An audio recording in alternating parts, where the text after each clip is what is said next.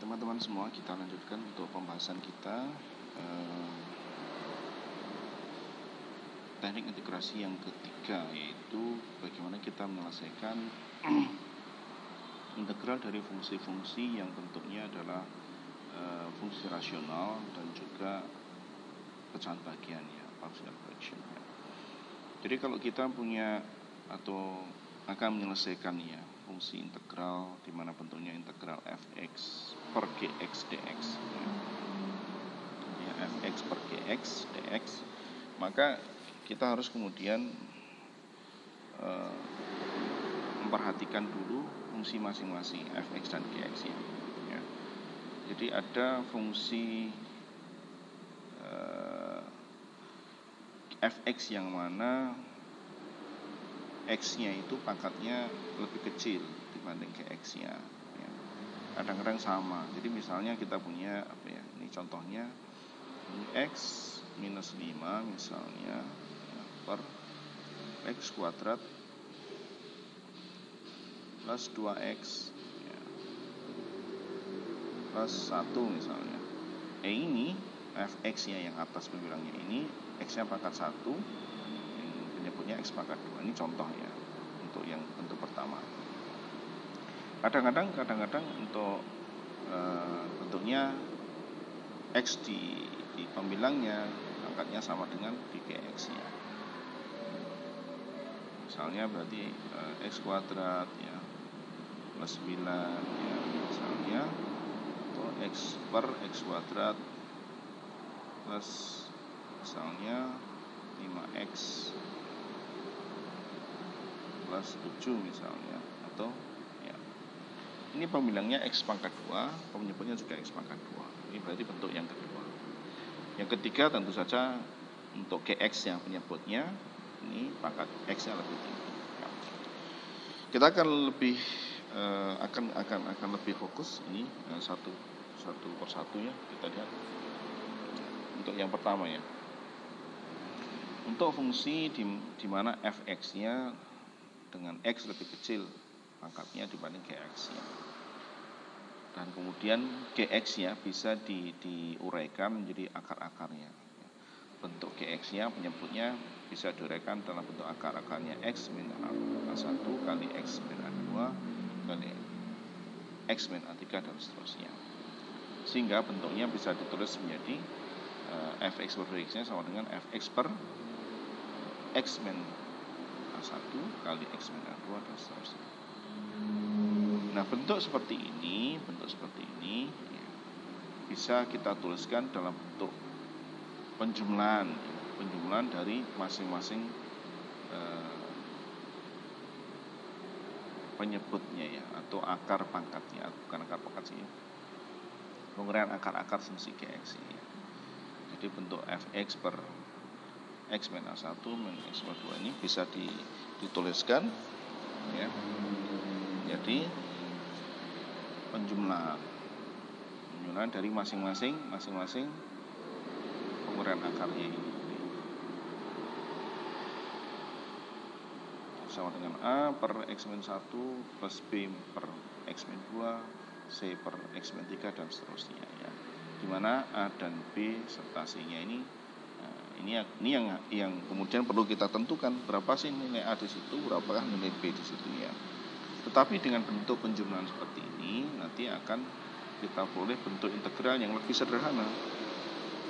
Bentuk penjumlahan masing-masing, ini kan bisa masing-masing suku ini bisa diselesaikan ya. Sehingga bentuk persamaan ini integral fx gx dx di mana fx-nya lebih kecil pangkat x-nya dan gx-nya bisa diuraikan.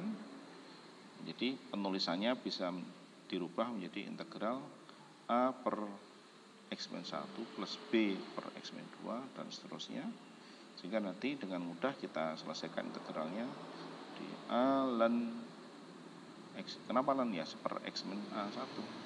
Ini juga seper x min 2 jadi b ln x min a2 dan seterusnya.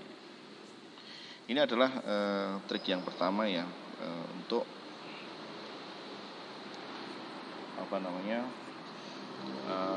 fungsi di mana fx-nya dengan x pangkatnya lebih kecil dan gx-nya bisa diuraikan. Barangkali akan lebih mudah kalau kita melihat contohnya. Misalnya ini contoh yang pertama, integral dari x plus 5 dibagi x kuadrat min 2x min 3. Ya. Nah, ini contoh bentuk integral fx per gx tadi. Nah, kalau kita perhatikan x kuadrat min 2x min 3 ini bisa kita uraikan. Kita bisa uraikan menjadi x kuadrat min 2x min 3 ini menjadi x plus 3 x min 2 ya. X plus 3 x min 2 ya. Sudah tahu kan caranya ya? Mestinya sudah bisa. Ini x dikalikan dengan bilangan x dikurang ya, dengan bilangan yang kalau dijumlahkan minus 3, kalau dikalikan minus 3, kalau dijumlahkan minus 2. Ketemunya plus 1 min 3 ya. Ya, kemudian fungsi ini x plus 5 dibagi x kuadrat min 2x min 3 ini, karena ini bisa diuraikan, maka kita tuliskan penguraiannya ya, jadi seperti ini ya. Ini dibentuk seperti ini ya. X plus 5 dibagi x plus 1 kali x min 3 ya, karena bisa diuraikan. Kemudian bentuk ini kita rubah menjadi bentuk penjumlahan, di mana akar-akar penguraian dari gx ini menjadi penyebut bagi masing-masing. Penjumlahan dari masing-masing penyebut ini dirubah lagi menjadi bentuk penjumlahan. Ya, bentuk penjumlahan a per x plus 1 kemudian dijumlahkan dengan b per x min 3. Gitu bentuk penjumlahan. Kalau sudah seperti ini, ya, tugas kita kemudian adalah menentukan berapa A, berapa B-nya. Ya. Sekarang bagaimana kita menentukan A dan B-nya? Bagaimana kita menentukan A dan B-nya? Caranya bagaimana? Caranya adalah di masing-masing. Ini saya hapus dulu ya. Dihapus saja ini.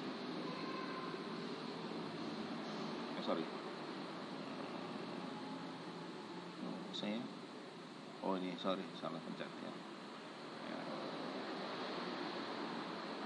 Dulu ya. Nah, bagaimana kemudian kita menentukan A dan B-nya? Menentukan caranya adalah masing-masing suku. Jadi kita punya ini ya, bentuk penjumlahan ini suku sebelah kanan dengan ini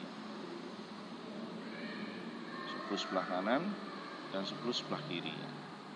Masing-masing dikalikan dengan x plus 1 x min 3. Yang ini kalau dikalikan dengan dikalikan x plus 1 x min 3 kan berarti tinggal dicoret ya. Ini dikalikan sebelah kiri dikalikan dengan ini, sebelah kanan juga dikalikan. Sehingga yang sebelah kiri ini akan coret sehingga tinggal x plus 5 ya. Yang sebelah kiri ini dikalikan dengan x plus 1 berarti ini dicoret, tinggal A kali x min 3. Jadilah ya, plus B per x min 3 kali x plus 3 min x 3. Jadi coret x min 3 nya dikalikan ya, tinggal x plus 1 kali B. Jadilah ini ya. Itu ya. Mudah-mudahan bisa memahami. Ya di sini x kita tinggal punya x plus 5 sama dengan A kali x min 3 plus B x plus 1. Sehingga kalau diuraikan menjadi ini diuraikan sebenarnya ada satu step di sini. Jadi AX kan begitu ya, ada AX min 3A plus BX plus B ya. Kemudian yang X dikumpulkan di X. Di sini ada A yang gandeng X kan ada A dan B. Jadi dikeluarkan X-nya menjadi A plus B. Yang tidak gandeng X ada minus 3A. Ada juga di sini plus B ya. Jadi kalau mau diuraikan ya jadi AX gitu ya, mestinya ada X. AX min 3A ya gitu kompletnya, plus BX plus B, mestinya begitu ya. Kemudian yang ada X-nya kita kumpulkan, yang ada X-nya ya. Jadi A plus B jadilah ini. Kemudian yang tidak ada X-nya ada B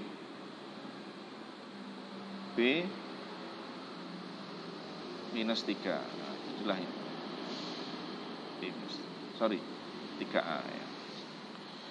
Nah, di sini kita kelihatan bahwa dengan prinsip identik antara suku kanan dan suku kiri, di sini sebenarnya kan ada satu cuma tidak ditulis ya. 1X ya, plus 5. Maka di sini X A plus B ini artinya nilai A plus B-nya sama dengan 1. Nah, ini. Yang tidak ada X-nya, tidak gandeng X, ada 5 di sini, berarti di sini 3A plus 1B nilainya sama dengan 5. Kemudian dari sini kita selesaikan dua persamaan ini, A plus B sama dengan 1, 1B minus 3A sama dengan 5. Kalau kita selesaikan, nanti kita akan ketemu hanya minus 1, B-nya sama dengan 2 ya. Nah, terus bagaimana? Ya kita masukkan. Sekarang nilai A minus 1, B-nya 2 kita masukkan ya. Jadi integral X plus 5 per X kuadrat min 2X min 3 ini bisa dituliskan integral tadi kan A per X plus 1 plus B gitu kan ya, per X min 3. Nah, gitu nih. Nah, yang mana tadi? Yang ini ya. Atau biar jelas ini saya hapus dulu aja ya, biar ya tidak terlalu ya. Hapus dulu. Biar karena sudah ketemu, sekarang setelah ketemu nilai A dan B-nya ya, sudah ketemu nilai A dan B-nya. Jadi kalau kita ingin ini ketemunya dari ini min 1 ya, ini B-nya adalah 2, maka integral ini, integral X plus 5 per X kuadrat min 2X min 3 ini bisa ditulis integral ini. Nah, nilai ini kan sama, nilai ini ya, X plus 5 per X kuadrat min 2X min 3 ditulis menjadi bentuk penjumlahan ini ya, bentuk ini ya, menjadi integral min 1 per X plus 1 ya, plus integral dx ya, plus integral 2 per X min 3 ya. Kita lihat di slide berikutnya ya. Jadilah seperti ini ya. Sehingga dengan bentuk seperti ini akan lebih mudah menyelesaikan integralnya. Integral masing-masing ini berarti min 1 berarti min ln X plus 1, dan ini 2 ln X min 3 ya. Nah, karena ini operasi ln berarti bisa juga dituliskan seperti ini. Ini hanya apa namanya, penulisan bentuk sederhana. Kalau misalnya saudara menjawab sampai di sini pun sudah oke, sudah cukup ya. Ini operasional ln itu ya. Kalau minus 1 berarti ini menjadi pangkat ya. Pangkat itu menjadi seper. Ini menjadi kuadrat, X min 3 kuadrat kalau ln ya, seperti operasi log. Begitulah teman-teman contoh nomor 1. Silahkan dicermati. Jika ada yang belum clear nanti silahkan diputar ulang bagian mana yang belum bisa dipahami. Kalau belum clear juga nanti silahkan kita diskusikan di grup ya. Baik, contoh 2 tidak perlu saya bahas di video ini, silahkan dicermati contoh 2. Ada satu hal yang perlu perhatikan di sini. Contoh 3. Integral 3 min 4x per 4x kuadrat min 6x plus 7 ini sebenarnya termasuk sudah pernah kita kerjakan di contoh sebelumnya, contoh mungkin lecture 2 atau 3 ya. Ini kalau kita lihat ini bentuknya juga sama, fx dengan x pangkat 1, ini GX-nya pangkat 2. Ya. Cuma harus perhatikan di sini 4x kuadrat min 6x plus 7 not fractional. Jadi ini tidak bisa diuraikan tadi. Ya. Ini bentuk-bentuk yang tidak bisa diuraikan menjadi seperti tadi. X min A1, X min 2-nya tidak bisa. Bukan bentuk-bentuk yang seperti tadi. Ya. Maka kalau tidak bisa diuraikan, ya, bisa diuraikan jadi akar-akarnya dari bentuk A-1, X-2, maka ini tidak bisa diselesaikan dengan cara tadi. Maka ini didekati dengan cara tadi, dengan cara bukan tadi, cara substitusi sederhana, biar bentuknya menjadi lebih simpel. 4x kuadrat min 6x plus 7 sama dengan U, kemudian DU-nya dan seterusnya. Ini adalah teknik pertama ya, teknik integrasi yang pertama dengan substitusi sederhana. Kapan itu? Ya ketika GX-nya tidak bisa diuraikan menjadi akar-akarnya. Berbeda dengan tadi. Kalau tadi kan contoh 1, nah ini bisa diurai-uraikan. X kuadrat min 2x min 3, ini bisa diuraikan. X plus 1 kali X min 3. Kalau ini tidak bisa diuraikan, maka contoh 3 ya. Maka ini tidak bisa diselesaikan dengan teknik yang ketiga, teknik integrasi yang ketiga, tapi diselesaikan teknik integrasi yang pertama. Jadi kuncinya begitu. Kalau lihat integral fungsi fx per gx, kita lihat gx-nya itu fx-nya sama gx-nya besar mana pangkat x-nya. Kalau misalnya gx-nya lebih besar, bisa difraksikan tidak? Bisa dipecah enggak? Oh ternyata tidak bisa. Kalau tidak bisa, berarti kemungkinan besar ini menyelesaikannya dengan teknik integrasi yang pertama, yaitu substitusi sederhana. Baik teman-teman, silakan dicermati dulu tadi yang contoh pertama ya, di mana fx per gx, di mana gx-nya bisa diuraikan. Kita akan lihat bentuk lain dari fx per gx di part berikutnya ya. Jika ada yang jelas silahkan diputar ulang, dicermati ulang. Mudah-mudahan bisa dipahami.